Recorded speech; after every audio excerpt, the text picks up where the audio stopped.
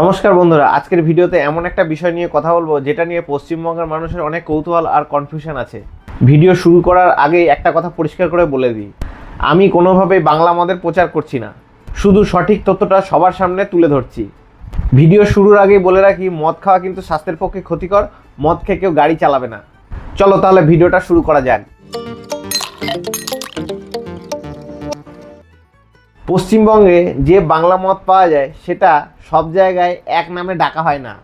কোথাও বলা হয় বাংলা মদ, কোথাও বলা হয় কান্ট্রি স্পিরিট, আবার অনেকে হিন্দিতে দেশি দারু বলে থাকে। এখন প্রশ্ন হলো, বিয়ার, উইস্কি, রাম, ভদকা, ওয়াইন, এত ধরনের মদের মধ্যে বাংলা মদ কোন ক্যাটাগরিতে পড়ে? অনেকেই এটা জানে না। পশ্চিমবঙ্গে যে বাংলা মদ বিক্রি হয় সেটা কান্ট্রি স্পিরিট নামেই পরিচিত। এর ধরন অনেকটা রাম জাতীয় স্পিরিটের ক্যাটাগরির মধ্যেই পড়ে। এবার আসি এটা কি দিয়ে তৈরি হয় সেই কথায়। সাধারণত বাংলা মদ তৈরি হয় পরিশোধিত স্পিরিটের সাথে নির্দিষ্ট পরিমাণ জল মিশিয়ে, তবে একেবারেই স্বচ্ছ জলের মতো হয়, আর সাধারণত এতে কোনো আলাদা করে ফ্লেভার থাকে না। তাই প্রথমবার দেখলেই অনেকে এটা জল ভেবে ভুল করে বসে। আর একটা বিষয় বলি, পশ্চিমবঙ্গে কিছু বছর আগে বাংলা মদ কাঁচের বোতলে বিক্রি হতো, কিন্তু এখন বেশিরভাগ ক্ষেত্রে প্লাস্টিকের বোতলেই পাওয়া যায়। এবার নামের ব্যাপারটা একটু কথা বলা যাক। অনেকেই মনে করে এক এক রকম নাম মানে এক এক রকম আলাদা আলাদা স্বাদ, কিন্তু এমনটা নয়। বেশিরভাগ সময় বাংলা মদের কিছু ব্র্যান্ডের নাম আলাদা আলাদা হলেও এর স্বাদ ও উপকরণ একই। পশ্চিমবঙ্গে যে বাংলা মদের নামগুলো বেশি শোনা যায় সেগুলোর মধ্যে আছে JD, Dada, Joy, Uran, Tufan, leader, captain, punch, Bengal tiger, Babu Moshai, sun fighter spirit, hero, blue, Dilse, Himalayan gold. এছাড়া আরও অনেক নামে রয়েছে। তোমাদের এলাকায় যদি অন্য নামে বাংলা মদ পাওয়া যায় তবে অবশ্যই কমেন্টে জানিও।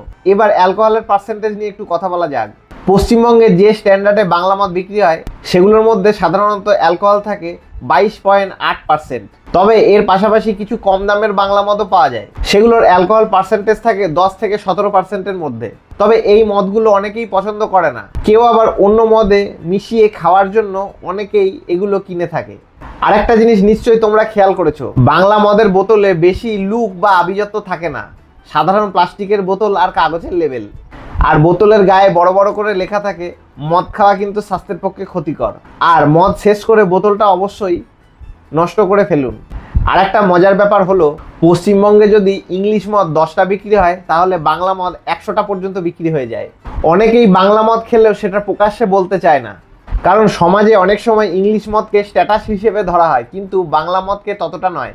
তবে একটা কথা সবসময় মনে রাখবে, সরকারি লাইসেন্সপ্রাপ্ত কারখানায় তৈরি হয়, সরকারের নিয়ম মেনে বোতলজাত করা হলেও যে কোনো ধরনের অ্যালকোহলই শরীরের পক্ষে ক্ষতিকর। সবশেষে আবারও বলছি, এই ভিডিওর উদ্দেশ্য কোনো মদের প্রচার নয়, শুধুমাত্র সঠিক তথ্য তোমাদের সামনে তুলে ধরা। মদ্যপান স্বাস্থ্যের পক্ষে ক্ষতিকর, মদ খেয়ে কেউ গাড়ি চালাবে না। আর ভিডিওটা ভালো লাগলে একটা লাইক দিয়ে অবশ্যই চ্যানেলটা সাবস্ক্রাইব করে দাও।